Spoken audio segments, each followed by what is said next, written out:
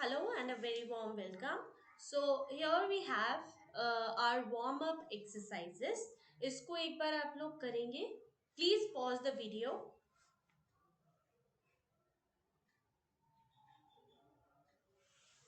So let's just begin with our answers quickly. See, यहाँ पर आपको क्या करना है? सिंपली आपको इन लोगों को बाइफर्केट करना है according to their nature of accounts. So start करते हैं with our solution. Write down number one. देखो क्या होगा अकॉर्डिंग टू यू. मशीनरी है, मशीनरी का अकाउंट क्या होगा? मशीनरी का सिंपल सा एसेट है. एसेट का क्या होता है? डेबिट होता है. राइट. Next one. इतना सा है, बस यही करना था. ओके. क्रेडिटर्स. क्रेडिटर्स क्या क्या होते हैं हमारे? देखो क्रेडिटर्स जिनको हमें पैसे वापस देने हैं. राइट. सो ये हमारी एक लायबिलिटी है, रिस्पॉन्सिबिलिटी है. रिस्पॉन्सिबिलिटी है तो क्रेडिट. नेक्स्ट, कार्टेज और कैरेज. कैरेज मतलब हमने एक्सपेंसेस किए हैं, मतलब हमारे घर से सॉरी हमारे बिजनेस से कुछ सामान था, हमने किसी और जो हमारे डीलर हैं उनके घर तक या उनके फर्म तक हमने उस सामान को पहुंचवाया है, या हमारे कस्टमर तक हमने उस सामान को पहुंचवाया है. जब पहुंचाया है तो इसका मतलब हमारा क्या लगा है? ठेली गाड़ी का खर्चा लगा है. ठेला गाड़ी होती है ना, कैरेज, जो कैरी करके लेकर जाती है आपका सामान, तो उसका हमने खर्चा लगवाया है. तो इसका मतलब हमने उसके पैसे भरे हैं. और अगर हमने उसके पैसे भरे हैं तो वो भी हमारा क्या होगा? एक्सपेंडिचर होगा, एक्सपेंसेस होगा. राइट. और अब वो अगर हमारा एक्सपेंसेस है तो simply debit. Next one, sales. हमने पहले भी पिछली वीडियो में डिस्कस किया हुआ है. अगर आपने अभी तक पिछली वीडियो नहीं देखी है, please go on and check that video. फिर उसके बाद ही इसको कंटिन्यू कीजिए. ओके. सी, सेल्स क्या होता है? सेल्स सिंपली जो भी चीज हम लोग सेल आउट करते हैं, यानी कि उससे हमारी इनकम हो रही है. और अगर इनकम हो रही है तो इनकम है. इनकम इनकम क्या होती है अकॉर्डिंग टू अस? इनकम क्या होती है? क्रेडिट होती है. Right. Okay. Next one is cash. Cash क्या है? हमारा एसेट. और एसेट है तो क्या होगा? Debit. Right. Next one, debtors. Debtors वो हैं जिनको आपने उधार पर सामान बेचा है. अब जब आपने उनको उधार पर सामान बेचा है तो आपके लिए पैसे वापस लेकर आएंगे. और जाहिर सी बात है, अगर वो आपके लिए पैसे वापस लेकर आ रहे हैं तो फ्यूचर में आपके पास क्या होगा? रेवेन्यू होगा. और अगर फ्यूचर में रेवेन्यू होगा, कोई भी चीज आपके लिए फ्यूचर में रेवेन्यू लेकर आती है तो उसको आप क्या बोलते हो? एसेट. और अगर एसेट है तो again debit. Next, rent. Rent again आपने क्या किया है? पे किया है. अच्छा देखो, कुछ भी अगर नहीं लिखा होता है कि कैरेज पेड है या रिसीव्ड है, रेंट पेड है या रिसीव्ड है, हम हमेशा मानकर चलेंगे कि we have made the payment. ठीक है ना? हमारे को कभी भी मिली नहीं है, या हमेशा हम मानकर चलेंगे कि हमें हमेशा देनी पड़ी है ये पेमेंट. तो अगर रेंट के आगे आपको पेड या कुछ नहीं लिखा है तो सिंपली आप मानकर चलोगे कि रेंट इज पेड. सो ये आपका पेमेंट है. अगर रेंट पेड है तो क्या है? खर्चा है फर्म का. फर्म के एक्सपेंसेस है, फर्म का एक्सपेंडिचर है. और एक्सपेंडिचर है तो according to alice rule, according to the nominal rule, ये क्या होता है? डेबिट होता है. Right. Okay. Next one, the last one. Okay, the second last one that we have over here is interest payable. देखो, interest हो गया है हमारे ऊपर, सर पर चढ़ गया है इंटरेस्ट, बट अभी तक हमने उसको पे नहीं किया है. समझ रहे हो ना? इंटरेस्ट, सपोज करते हैं बैंक लोन लिया था. बैंक लोन के हिसाब से इंटरेस्ट जो होना था वो 10% या कुछ के अराउंड वो पिछले महीने का होना था. बट अभी तक हमने उसको पे नहीं किया है. तो अभी जब पे नहीं किया है, लेकिन पे तो करना है ना इन फ्यूचर. तो अगर पे करोगे इन फ्यूचर, क्या है? रिस्पॉन्सिबिलिटी टू पे ऑफ है. और अगर रिस्पॉन्सिबिलिटी टू पे ऑफ है तो उसके हिसाब से ये आपकी लायबिलिटी है. और अगर लायबिलिटी है तो क्या होगी?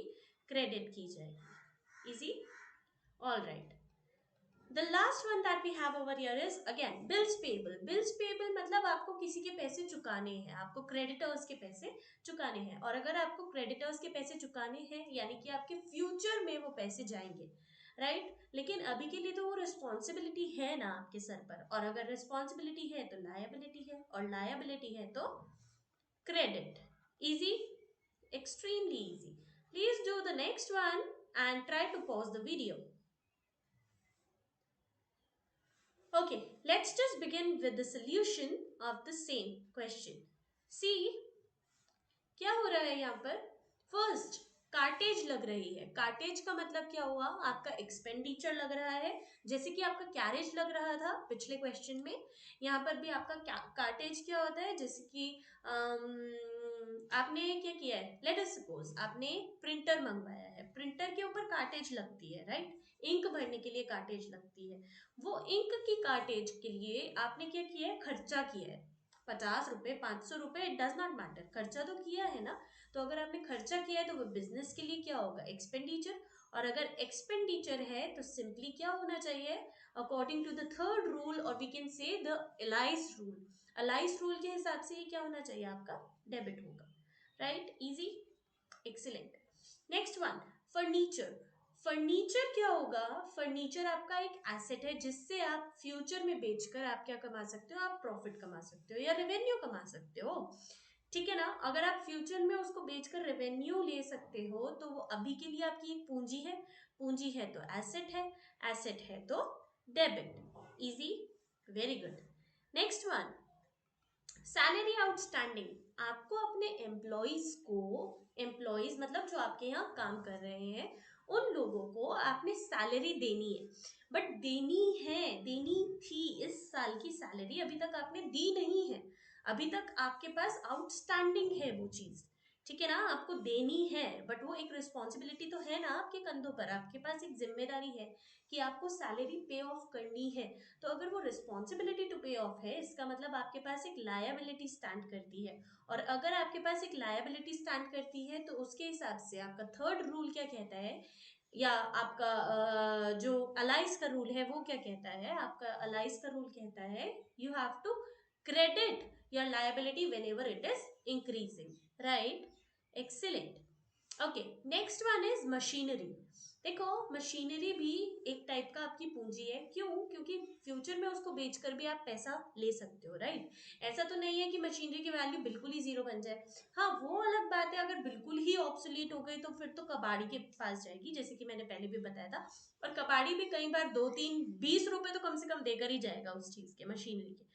बिल्कुल ही ऑब्सोलीट नहीं होती है. तो जो भी चीज आपको पैसा जेनरेट करके दे रही है, फ्यूचर में ही सही, तो वो भी तो आपकी पूंजी ही हुई. और पूंजी है तो क्या है? एसेट है. एसेट है तो सिंपली क्या होगा? डेबिट किया जाएगा. Right? Next one, Ram, supplier. देखो, सप्लायर आया है मतलब आपके पास पैसे, सॉरी, सामान आया था, सप्लाई हुआ था. अब क्या हुआ? आपने अभी तक उसके पैसे दिए नहीं है. वो एक सप्लायर है जो अभी भी स्टैंड करता है आपके घर के बाहर या आपके बिजनेस के बाहर. He is knocking at your door और वो पूछ रहा है, सर मेरे पैसे, मैम मेरे पैसे.